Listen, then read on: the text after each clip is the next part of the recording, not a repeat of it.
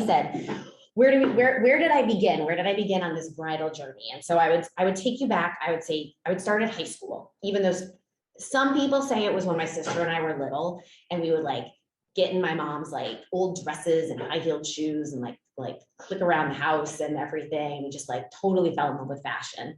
But that was like really early on. I'll take you back to high school because I think that's really where the seeds of my current business started. And I had a friend, and we'll call her Katie. And she made it her mission in our friendships to go out of her way for others. Some of the things she did that were particularly like, that still sit with me today. Every time someone had a birthday, one of our girlfriends, she would come into school early, decorate their locker. And that's probably maybe still a thing today. I don't know. I have boys and it's never going to happen, but she was like always the ringleader. She was always the person that was there. Sometimes this friend would join, sometimes this friend would join.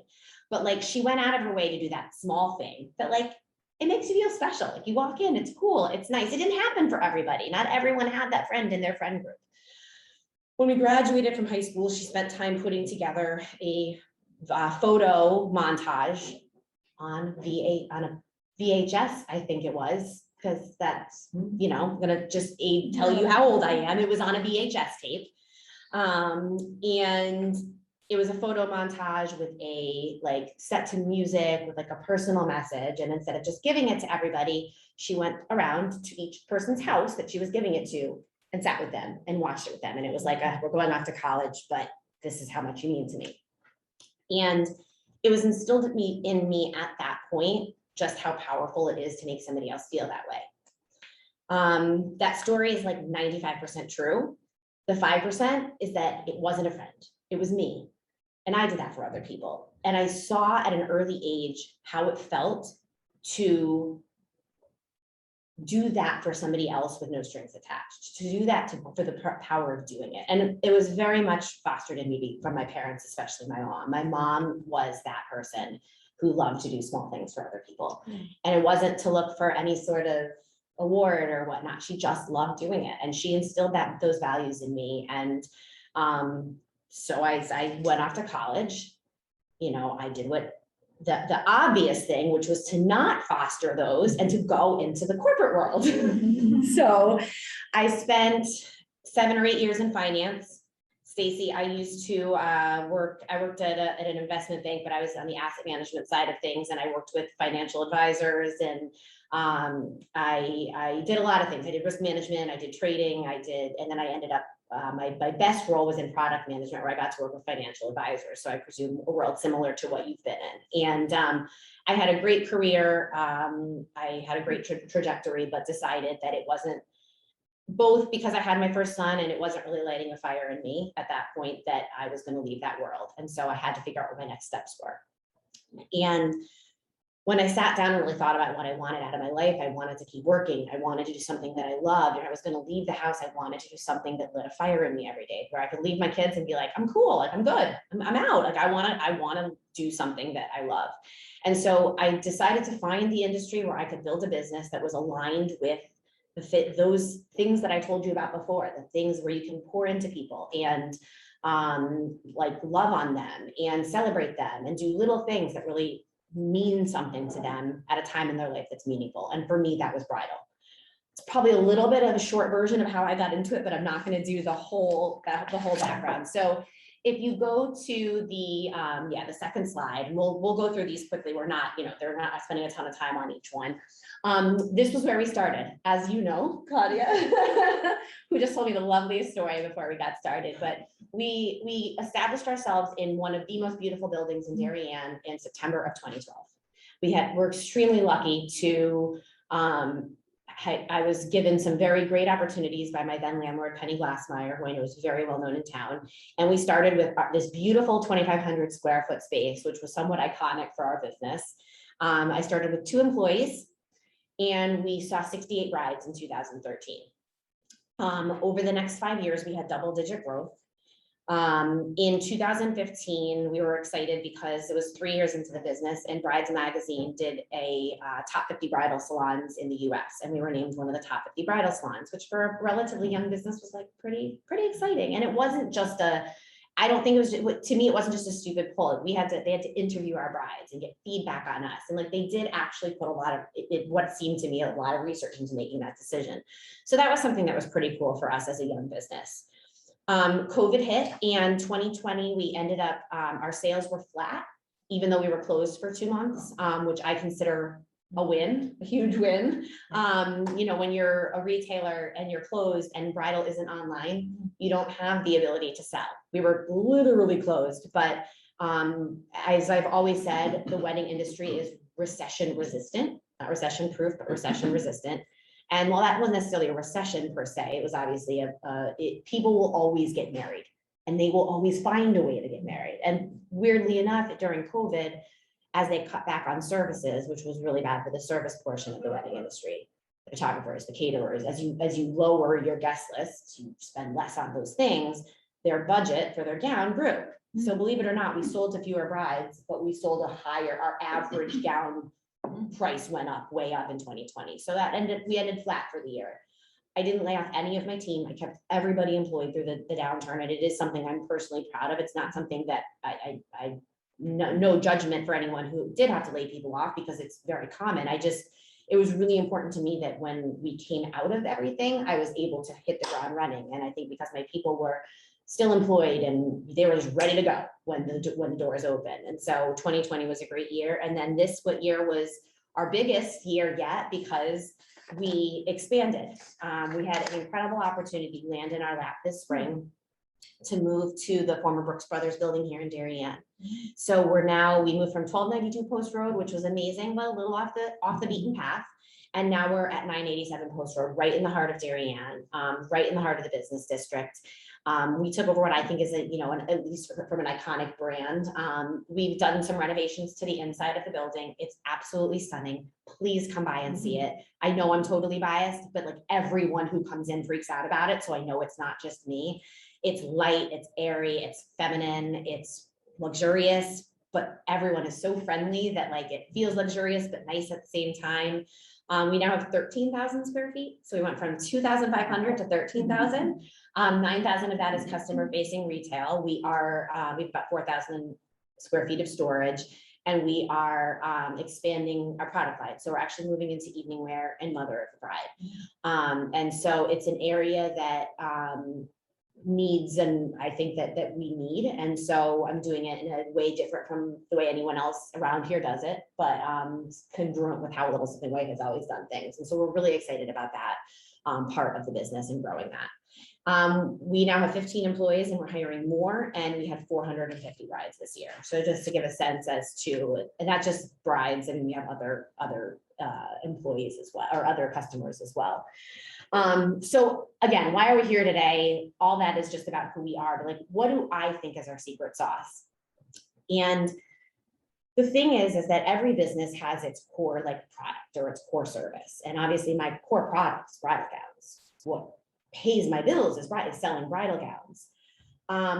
But that's not really what differentiates us. You can find my bridal gowns elsewhere. You can go to New York City. I think most of our designers are carried at least in New York City, if not, elsewhere within driving distance. So what differentiates us and what sets us apart?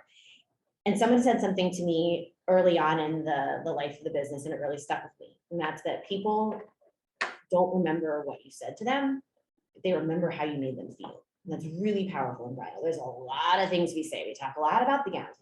There's information they need. We need to take measurements. You need to know about the gown and the fit and the shape and the fabric and all that stuff. But they don't remember anything of that when they leave. They literally remember how we treated them. They remember if they were happy. They remember if they were angry. Hopefully it's always happy, but they remember how you made them feel. And so that has really carried me, that's really stuck with me forever. So I would say that, our gowns are the product. Our gowns are the bones of the business, and our people are maybe the organs of the business, but it's really our vision and our values that I look at as our heartbeat. It's what really takes our business and brings it to life. It connects the product and the people and makes it something that brides want. Our vision, or my vision, I guess you could say, was to establish and grow a bridal boutique where brides are showered with kindness and compassion, have their love stories celebrated, and have their expectations exceeded at all moments. I would say my the bridal gowns, the bridesmaids dresses, the accessories, those are all the way, the actual physical way we do that, you know, what we bring to the brides to do that. But that's not what gets me coming into work every day. That's not, I don't wake up in the morning and say, yay, I get to go in and sell bridal gowns. It's when I'm walking out the door on a Saturday morning, I'm like, oh my God, I get to go in and have magical moments with brides. And I'm not just saying that, it's actually the way I feel. And so the values that we decided on as a team, and we did do this, and I'll get into how we did this, but that we decided on as a team were empathy, respect, commitment, attentiveness, inclusivity, passion, and entrepreneurial mindset. I'm not going to go into like details about exactly what all those mean because it's related. That's my business. Like that doesn't mean that every business has to have those. Those are just the ones that are really critical for our success. And so I think that, just to give you a couple of examples of what that means is we're excited for all brides who walk through the door. My business coach recently was asking me, he always wants to talk about the bottom line and the profit and the P&L and the income. And he said, well, explain to me, like, I don't understand. So our price range of bridal gowns starts at $2,000 and goes up to about $13,000. And I just don't understand, like, why do you even want to sell to a $2,000 bride? Like, I don't because we don't really actually make a lot of money off that bride. We probably actually lose money off of her, knowing what my customer acquisition cost is. But what I said to him was, I said, first off, when our brides walk through the door, I don't see a dollar sign. I don't. I just see a bride who wants to be, have an amazing experience. She wants to find a gown for her wedding. She wants to enjoy this time with her family. And I said, the thing you have to know is that our singular goal is to deliver a great experience. And part of it is from a dollars and cents perspective, because at the end of the day, it comes down to that bride is going to refer us to hopefully multiple friends. You're not just friends with people who can spend the same amount of money as you. You're friends with a wide range of people. And we have plenty of brides who come in with the ability or desire to spend $2,500 who have a friend that wants to come in and spend $10,000.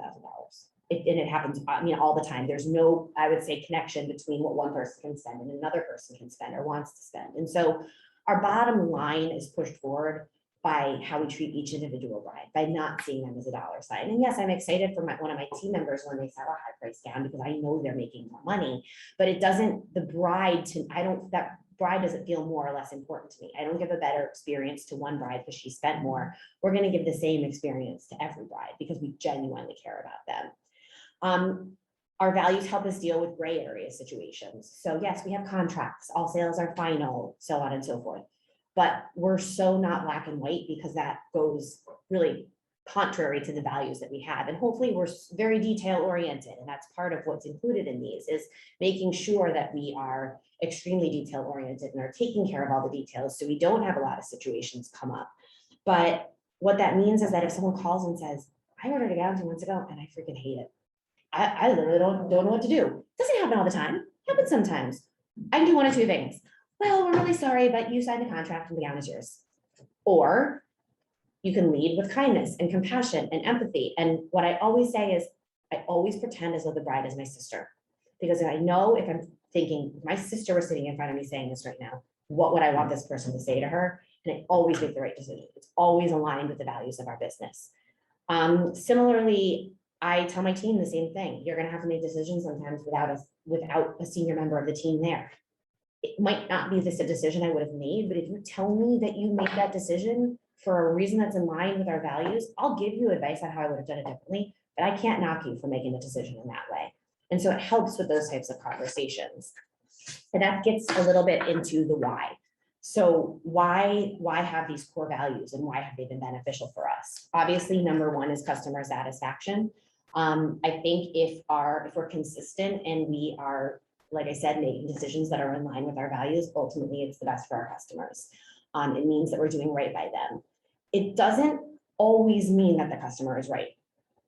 Part of our values are in its intrapreneurial mindset, not entrepreneurial mindset, because I do want every person to be looking at each stylist to be looking at their portion of the business as a sub business.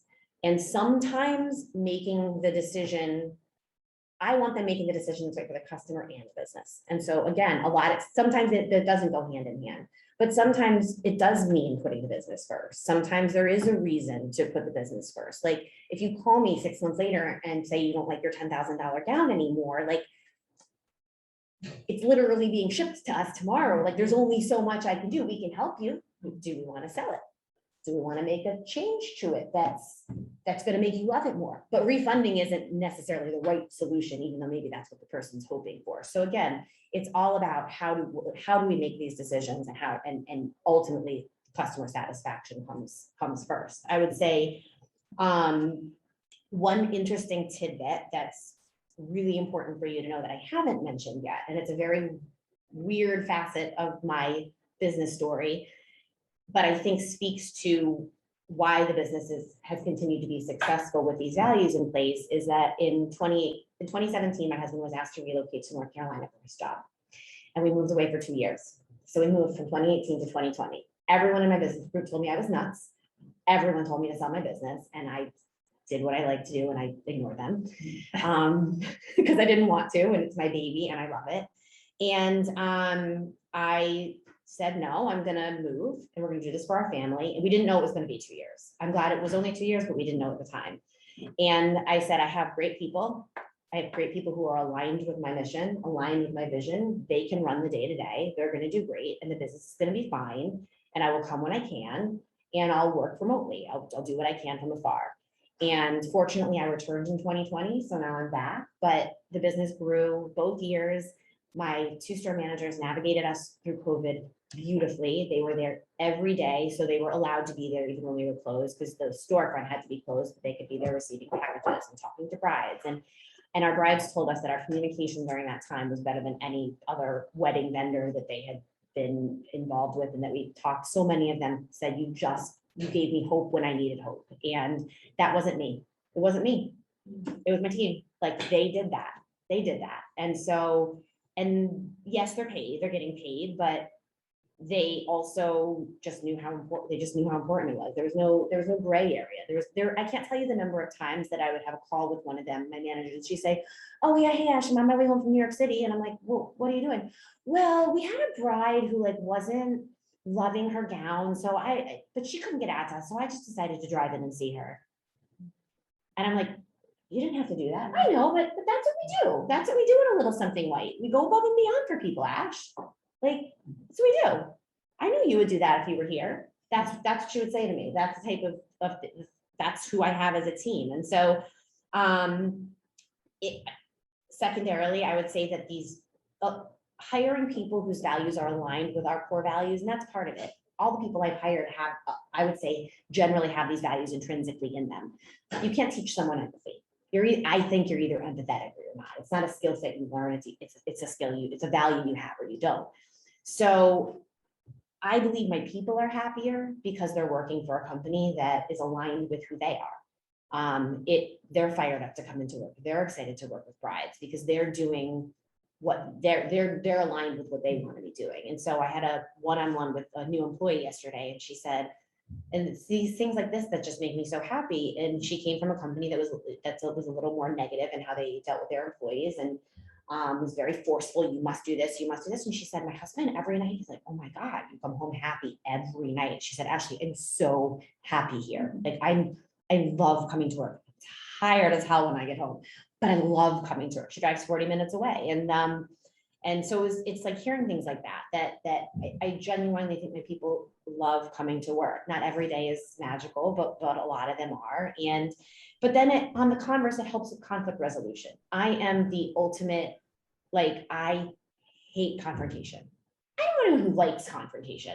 And I think a lot of small business owners are similar. A lot of leaders are similar. I mean, at least from my experience. So no one likes it. But what I've learned is that it helps both in conflict resolution instances, but even in giving employees feedback about how they can improve, even if it's not a negative thing, it's how they can improve in general. And what I mean by that is, if someone's not doing something I want them to do, instead of saying, our procedure is that we do X, Y, Z. Our procedure is that we write customer notes in the system, and you've really been falling behind on your customer notes. Instead, it's one of our core values is diligence, let's say, whatever, I have to look back. And one of our diligences is attentiveness. And the only way we can be attentive to our brides as a group is if we make sure that we're documenting all critical customer conversations in the system. Because if XYZ person calls and says that her mom is in the hospital and she can't make her fitting today, we can't have somebody else from the store calling and saying, oh, I saw that you didn't show up for your fitting tonight. Did you need to reschedule?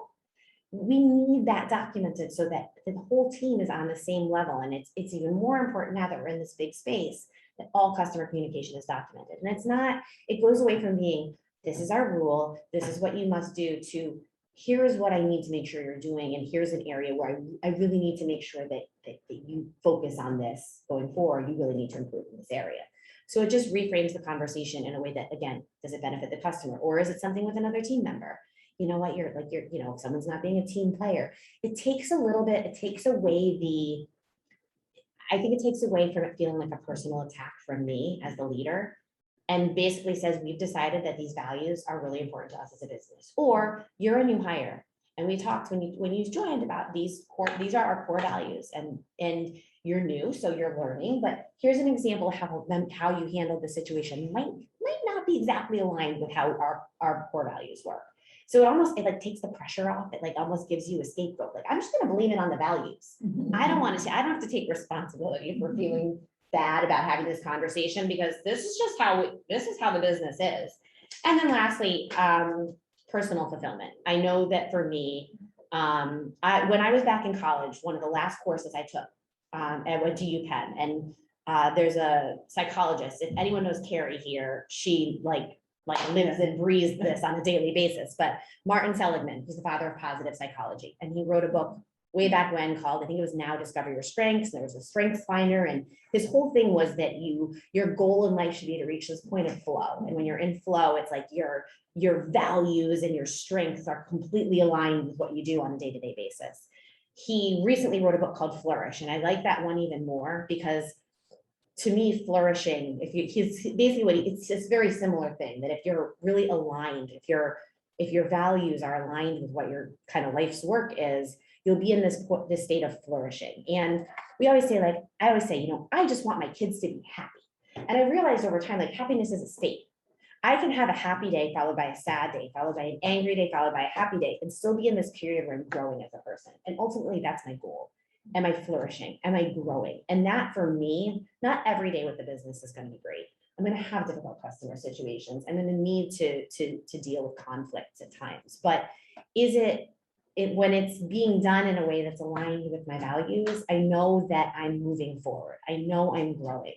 And for me, that also has, it takes a lot of the pressure off of those difficult situations. I used to really internalize them and stress about them and feel like it was like a personal letdown that I had done this thing that this customer didn't like. And I've realized now that I try and look at every situation as an opportunity to grow. I try and do right by my customers. And I say, if I'm doing the right thing, then I'm making the right decision. And so for me, I get a lot of personal fulfillment out of coming into my business. I love coming in every day. And I always tell my boys, Mommy, why do you have to go to work? I'm like, well, I really don't have to, but I really love going. And I hope someday you guys find a career that you love as much as mine. And I'm really lucky, guys, that I'm able to do this, because, Dad's in something that he doesn't love as much. And, and he works really hard, and it's allowed me to work really hard to build my business. And I love him for that, but I love going into work, and I try and spend as much time with you guys as I can.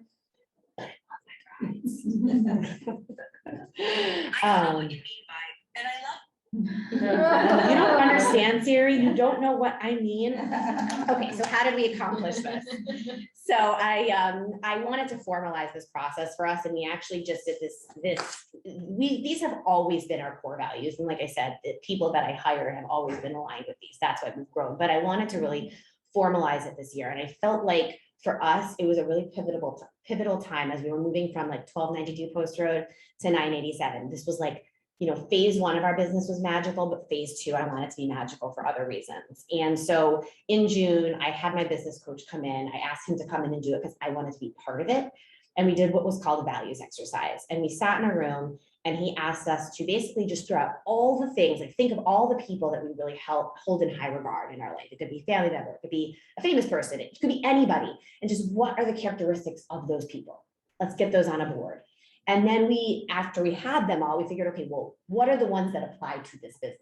Because there's things out there that you love about people that have nothing to do with your business. And so we, as a team, came up with these core values together. Then we rated each other and the business. So we basically filled out an anonymous scorecard of what percent, like, does this person like never, sometimes, or always exhibit these characteristics? And then you got essentially a business rating and an individual rating. I got the feedback. It wasn't sent to my team, it was sent to me. And so we had an idea of how each person was perceived by the others around them at the store. And it was great because it was peers, it was people above you, it was people below you, it was interns, and so if someone got a score of 70%, that means that 75% of the time they're perceived as being empathetic. So it wasn't a negative from the standpoint of, it wasn't like you got an F in empathy. It was, okay, you're perceived as being empathetic 50% of the time, but you're in a leadership position.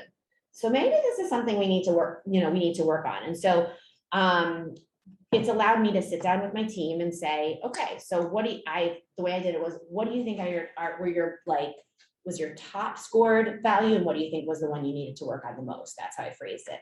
And that's really tough for people. Like I thought people were going to know exactly what their like top and bottom was, and they didn't. Like, I was shocked. So it was really helpful for my team members to see how they were perceived by others. I was able to give them great feedback on, nothing surprised me, but it helped me with a lot of sort of some ongoing issues that I've had with certain people where, like I said, a great example from before is someone not entering their notes in the system. And I'm always like, enter your notes in the system. And now it's like, it's helpful to be able to say, this is why, and this is why you're being perceived as not as dedicated. It's because when you don't do this, this is what it communicates to the people below you. So it's just a different, more meaty discussion for each of my individuals. And they've been really receptive. And the thing is, like, all my salespeople are actually great. They've got great numbers. I can't tell them to do better. Like, I don't expect that they're doing amazing. That's one of the reasons we're so successful. It doesn't mean they couldn't be more successful. But maybe they're closing 50% of rides, but maybe if they improve some of these areas, they'll close 60% of rides. It's great for the business. It's great for them. So it's allowed. So again, it gives growth areas other than sales, especially for my salespeople. It's other things that they can work on that isn't just, well, you just need to hit this number and this number and this number. I think that's about it. I mean, I think that was about 30 minutes, and that's what I was hoping for. So I'll open it up to questions, and if there are any, and also always happy to talk offline about this stuff, because it's been great. It's been amazing for us. And I really do feel like this is the reason for our success. I do think I have a decent eye for buying bridal gowns in fashion, but trust me, there's plenty I buy that are duds. So I'm not sure if it's that or not. I think it's more of this. So thank you guys. Thank you. That was great. Yeah. Stacy, do you have any questions? I just want to lead with the Zoom. No, I am good. This is really great. I'm taking what you said, mapping it to my values and my Awesome. my vision and my values and my passions. Yeah, Yes. awesome. No question. Thank you very much for this. You're welcome. Thank you for joining. I love this stuff, and it's just terrific. And we were just talking beforehand, there's a book that I'm reading now called Traction. And it's all about this entrepreneur operating system. And it seems like you're doing everything that they talk about in this book, starting with the core values and how important that is to, coming from a marketing side, the branding, but it's Yes. it's very similar, and it makes me think about, as we're hiring people, I would love to just, pick your brain. Yeah, absolutely. What we should be doing here. But, Absolutely. But same vision. I was like, oh, I'll just copy your values. Well, why not? Good ideas. Well, I think a lot of these values are ones that I saw in you when I you know, Yeah, came for the. but I'm for the not good at tour. expressing. Well, I don't know if I am either, but. Well, you're good at manifesting. Manifesting. They think I I'm love that. expressing it. And here we are. Yeah, it's a pretty fabulous place with a fabulous people. Thank Yeah, you. well, you mentioned like treating your customers like your family, like that's how really you should be treating everyone. Yeah. That's really true for like just about any service business. Yeah. really. Anytime you're interacting in person Mhm. with your client. it's And that's the so thing, like important. my sister is literally like my best friend in the world. Like we are, I'm sure there's sisters that are closer. I don't know how, but so I'm like, if I pretend like it's my sister, like done, no problems. I know I'm gonna make the right Yes, decisions. It's yeah, so yeah, easy. exactly. And like, Yeah. again, that goes with like my sister can be freaking crazy sometimes. So like, there are times where I'm like it doesn't happen often. There are times where I'm like, no, I'm not gonna be taken advantage of. And like, there are times I have to tell her, like, you need to chill. Yeah. I would never tell a bride to chill out. But there are times where, again, the decision isn't always, oh, I'm just gonna bend over backwards. And Right, like there yeah. are times Yeah, where I have yeah. to find a way to like say, like, you know, Yeah, you need to solve the problem creatively. really. Yes. Yeah. and I do always try and tell our brides, like, I'm like, especially when some people are so accustomed to poor customer service experiences in this Yeah. world, Yeah. that there are people who come at you just expecting the worst. Mhm. And it's not anything, it's not their fault, it's not our fault, it's just Yeah. what people are conditioned to. Exactly, yeah. So I always try, and when I see that happening, I always try and say, pause for a second. You have to know one thing before we talk. You and I are on the same team. Mhm. This is not you versus me. This is not you versus the designer. It's you and us working together to find a solution. I am not gonna let you down. And it's so funny how quickly that disarms people. They're like, oh, okay. And then they like, it's usually you can get someone to reset. And that way, when you say to them, like, we're here, we're in this together. Like, this is not you versus me. I always say to my brides, I've never had a bride walk out the door unhappy, and I am not starting with you.